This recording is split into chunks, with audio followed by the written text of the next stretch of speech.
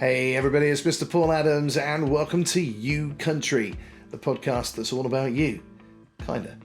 Our first guest is a very good friend of mine. He is the creator of the Live in the Living Room YouTube show, which has also done the Live in the Living Room gives back charity events all around the country and across the sea as well. Will you please welcome my friend and yours, James Vince.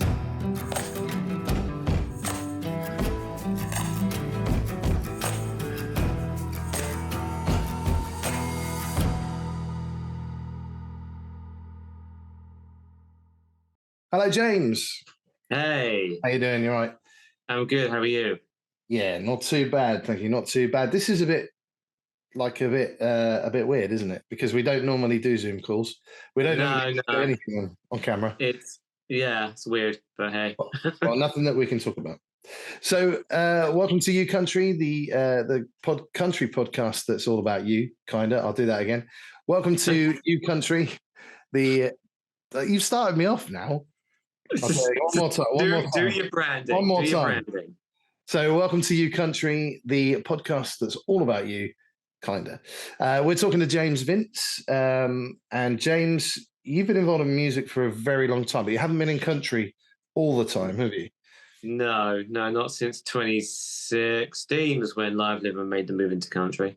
So, how did you get involved in music first? So, what? Just take us back to the very. Oh, okay.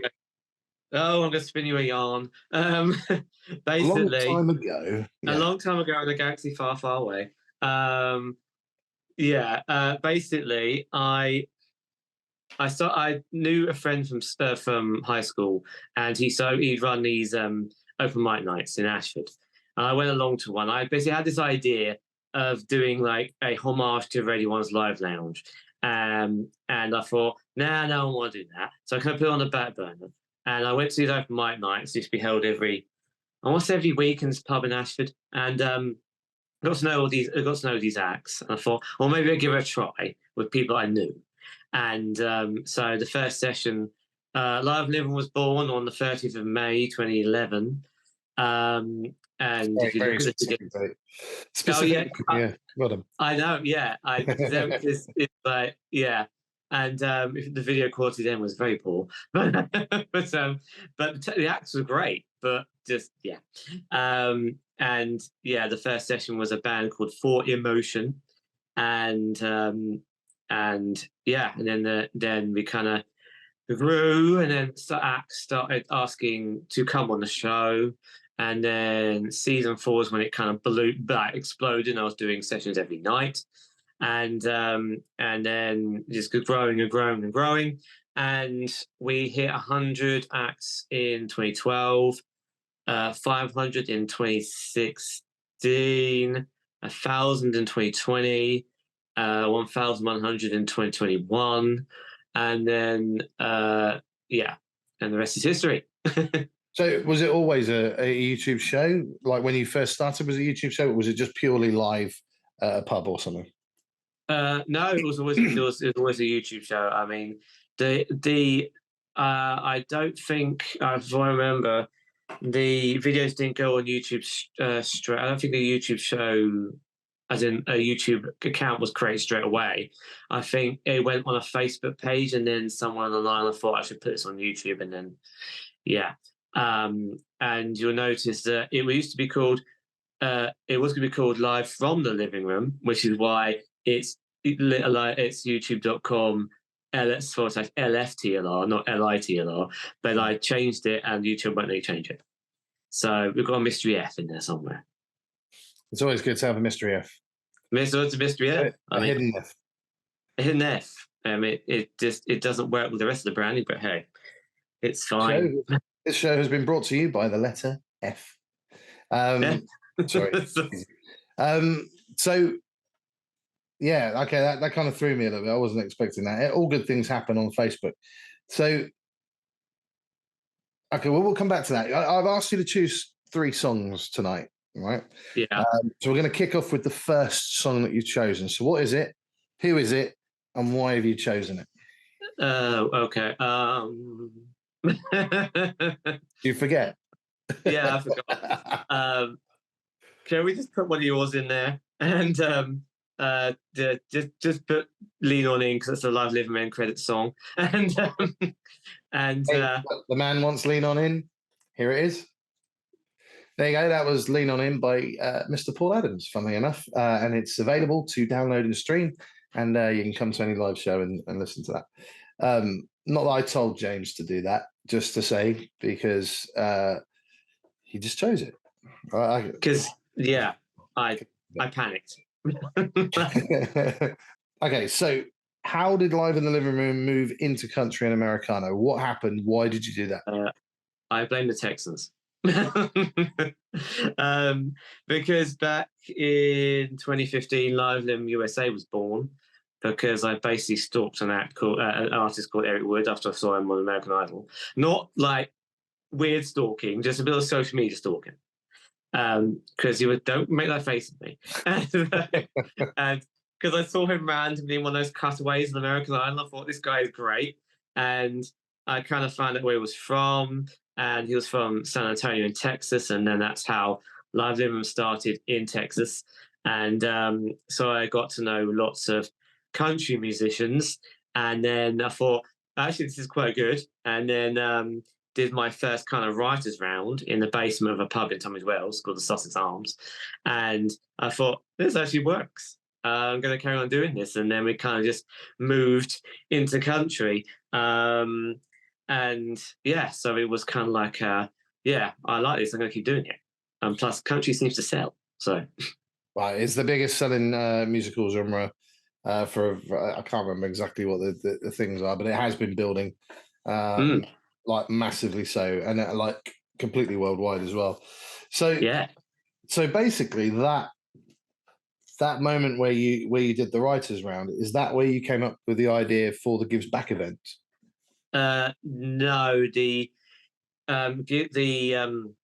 charity events are always branded under the name Quiet Riot, which people used to mistake for the band Quiet Riot, and so when I moved to London, doing shows there, I think that's when the Gives Back event started, because I rebranded.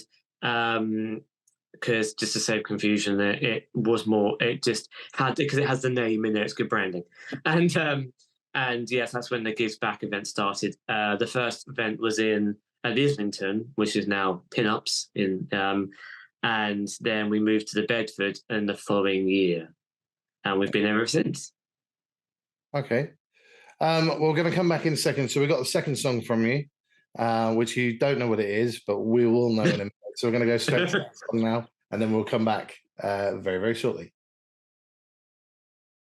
Within the Gives Back events, you are promoting charity, or you're raising money for two specific charities. Is that right? Yeah, dementia and meningitis ones. I mean, when I was able to go to America, the Gives Back events were held in London, New Braunfels, Fort Worth, and Nashville. And yeah, so let's hope you do that again sometime. But yeah, so there's two events a year at the Bedford, one for meningitis, one for dementia. Dementia one is always in April, and there's one for the meningitis on November 12th at the Bedford. Get your tickets now. And we're going to come to that later anyway. But like, but why, if you don't mind talking about it, why did you choose those charities specifically? Well, meningitis because I had meningitis when I was 18. I almost died of meningitis. Actually, I did die, but that's a different story. And well, you seem so chipper about it. You seem so. Well. Yeah. I mean, it's it's not a disease you want to get. Let's put it that way. Yeah, and it's because it's personally affected my life. I mean, I'm partially deaf in this ear now. I've got anxiety. I mean, I can see on my wrists where my lines went in and things like that in hospital, and it never really leaves you. I mean, I was very lucky because you can lose limbs and things like that from meningitis, or you can die from meningitis. So I wanted to help other people that have been affected by meningitis. That kind of thing, really. I said meningitis a lot. I didn't want to say anything, but Yeah, I mean, it's not an advert for meningitis or anything like that, but No, don't get meningitis. yeah. I So wouldn't recommend it. when you Um, say you've got anxiety, is that caused by? I don't actually know. So can I meningitis think cause it is. anxiety? Yeah, I think it is because I've never really had. I never had anxiety before I had meningitis. Um, and yeah, so that's fun. I know it can affect And the mind. Yeah, so maybe yeah, I'm partially deaf in this, which is this year. Um, me too. and oh Can't- wow, see, great. If we put both our ears together, we're completely deaf. We'll hear the ocean. We're the ocean. That's it. Yeah. And dementia because both my nan and my dad had dementia before they passed, and I want to help this help rid the world of this vile disease. So you've done charity singles, right? Yes, For 12 of them. 12? 12. Wow. Like, And you've got another like one you're 12, working on, right? So what? it'll be 13 this year, right? Yes, yes, Yeah. because we're doing another one. Yeah, see? So, And that's another one of my crazy ideas. and how have they, obviously, if you've done 12 already, then they've gone down pretty well then. Yeah, I mean, the Low Play project, which is kind of what it is, has been going since 2012 when we did Do They Know It's Christmas by Band Aid, and I got on the news, and that's surreal, and we was only supposed to be two, one for Counter Ambulance and one for Dementia UK, and it kind of was well received, so carrying on doing it. And there's been 12 different tracks for 12 different charities. If you go on the Live Limb website, in the charity section, you'll be able to go to the Bandcamp page and listen to them all and donate. Donate, which is the most important part. So going back to the YouTube show, so how? I mean, obviously, when COVID happened, do you remember COVID? Oh yes, that's fun. It's coming back. It's making a comeback. But Yeah. when we were in lockdown for those two occasions, everybody was doing live shows from their living room. But how did? Because I didn't know you until after COVID. So how did Live in the Living Room fare during those lockdown times?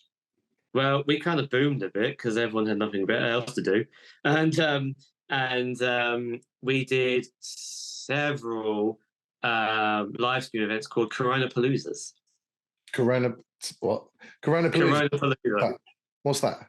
I've never heard. Like, you've never told me about this. Okay, basically, back in Corona times, we did several live stream events called Live Livum's Corona Palooza, and we had people doing live streams every night on the YouTube channel, on the Facebook page.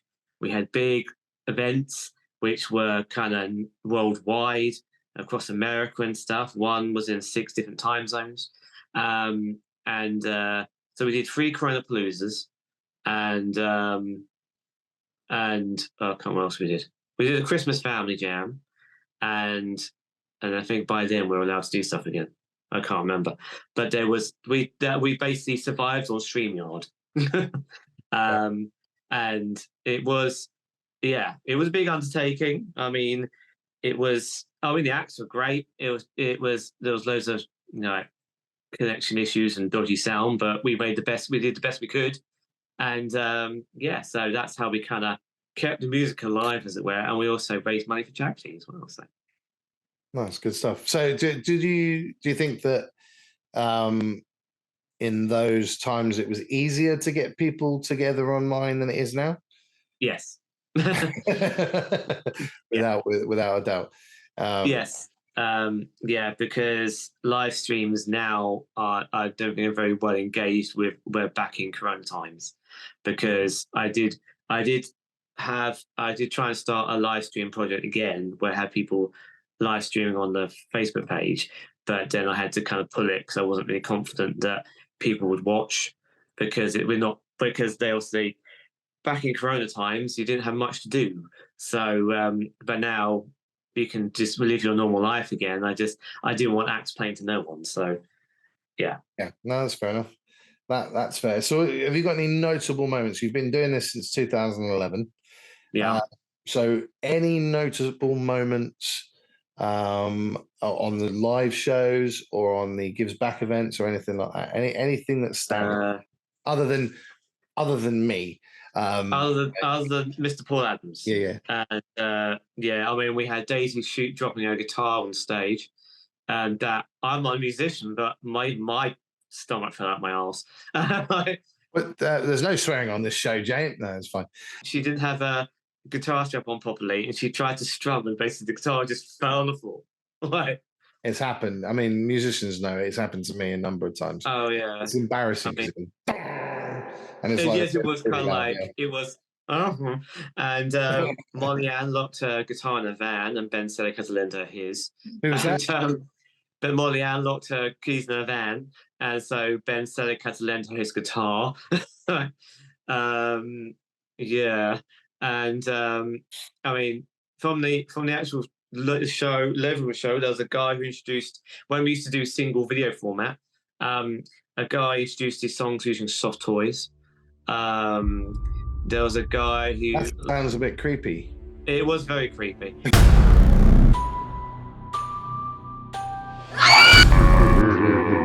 It's really just thinking about it, and because you kind of let yourself in for it when you invite strangers in your living room, and the guy who, because I don't mind people using my toilet if they have to, if you've got to go, you got to go, but yeah, and this guy left quite quickly afterwards, and and I realised that he hadn't wiped. Like he'd done that in my toilet, and I know he hadn't wiped because the toilet, because I forgot to change the toilet roll. So I'm just to say something has just. There's no one else in this flat other than me, and someone's in my kitchen, so it's a bit weird. Why is someone in your kitchen? I don't know. I think something's just fallen off the wall. It keeps happening, and it shouldn't be falling off the wall at all. There's no reason why it falls off the wall. It's like someone pushes it off. But anyway, You got a well, my mum and my sister are in the cupboard at the moment, in ashes form. Just I was just like, why are you in the cupboard? Yeah. So maybe they're getting pissed off for being in there. I don't know. Okay. Have you met any big names? Anyone big on your journey? Oh, well, we actually met. I'll come with his name now. How I drew you in there. Yeah. You just want me to talk about Drake White. Drake White. White. Okay. Just making sure you said Drake White. That's all. Yeah, I did Drake White. Yeah. Okay. Cool. Yeah. And because we interviewed him in that hut that leaked when it rained, and at the beer festival. Yes, it was a great festival, but that interview hut wasn't really waterproof.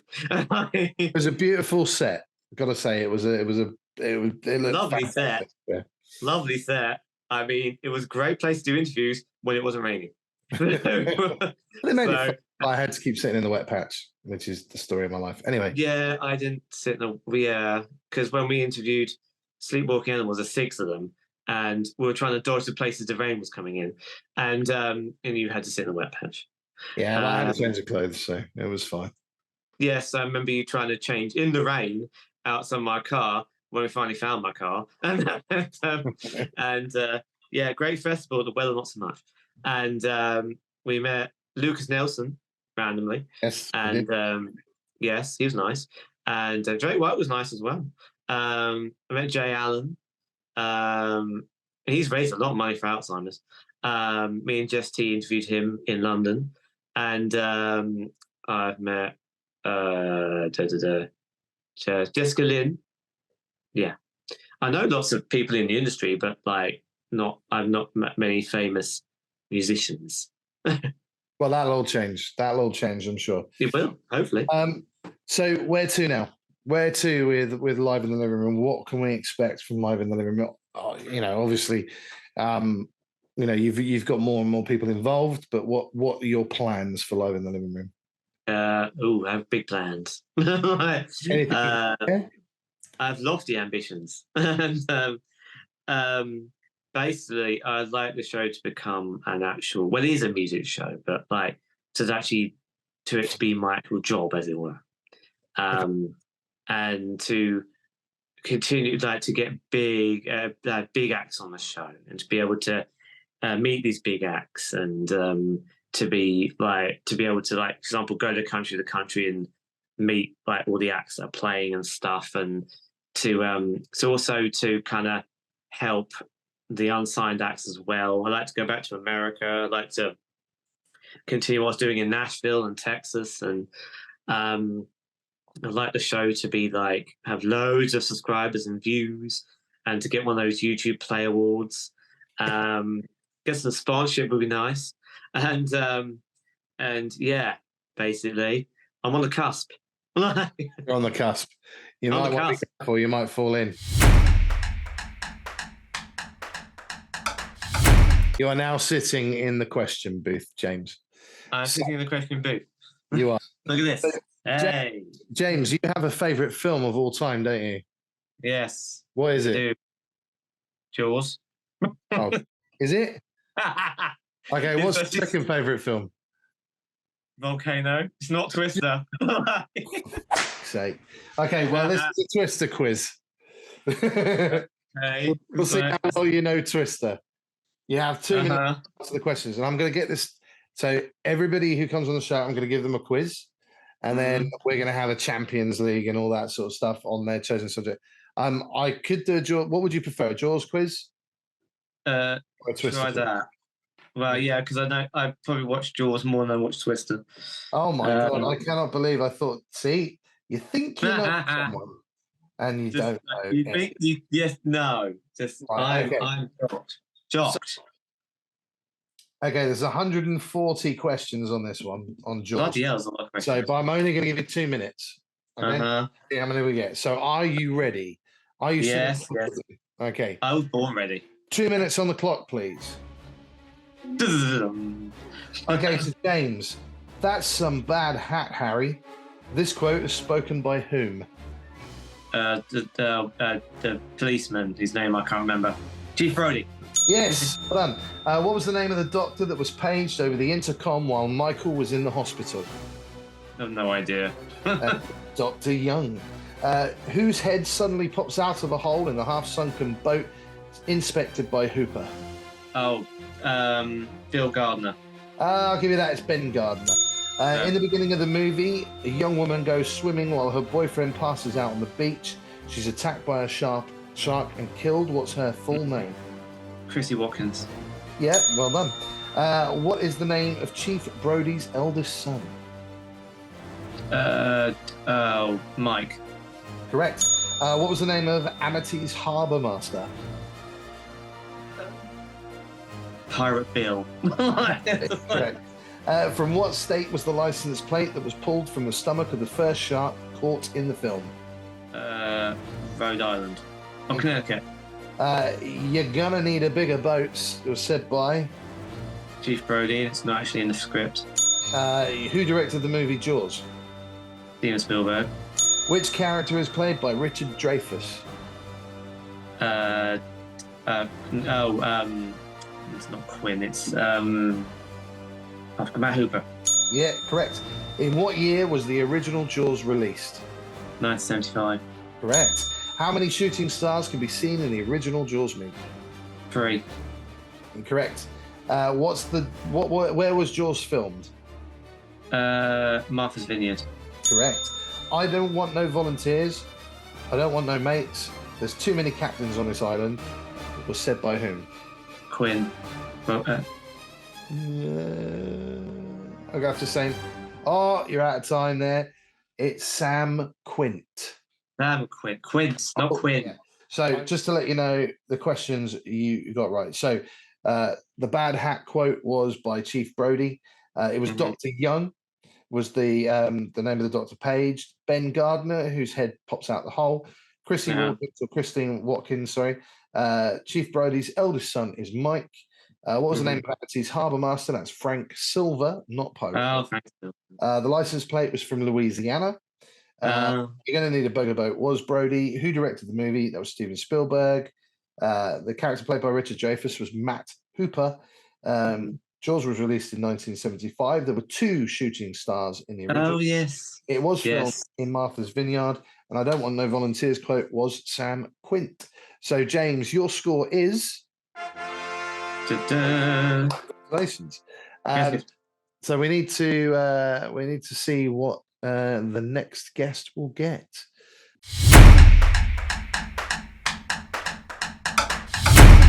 Very, very, very important. 2 very important things. First very important thing is, what are your social medias and what's your next upcoming event? Basically, it's this is LITLR across all kind of platforms. On the YouTube show is youtube.com/user/LFTLR. But it's all on the website, liveliving.co.uk. It's all there. The next big event is Live Living Gives Back from Meningitis Now in Bedford on Sunday, the 12th of November. Bedford, you can get your tickets. London, in Balham, Bedford, not Bedford. Not Tunbridge Wells, or Bedford the town. You can go on tickets available on wegottickets.com. Again, you can go on the website or go on our Facebook page. It's on there. I think it costs £10 for a full day of music. It's going to be great. If you like country, you will love it. There's 27 acts, including Mr. Paul Adams. Yeah. And and there might be a surprise. Yes. A big thumbs up. Oh, why does that? I've got a thumbs up as well. You've got a yellow one. I think it's because I held my hand up. I think you can do a massive. Can you? Okay. Yeah, I obviously don't use Zoom enough. Yeah, exactly. But and please come support the charity, support the event. It's going to be a great day. Yes, and we'll have a wizard jolly time. All details of that, if you're watching on YouTube, will be down in the comment section. And if you're listening on Spotify or even my website, if I can get that to work, you'll hear it, see it all in the show notes and everything else. So James, the one last thing from me, and we've done this before, and it took about 5 minutes to get it done. What question do you wish I'd asked you? Oh, yeah, because I can remember. I remember when you asked someone this, and there was a big pause for about 30 seconds, which everyone got quite uncomfortable. Yeah, I don't know. Yeah. You've asked the questions that I thought you'd ask, so. Yeah, but is there anything you would like to be asked? How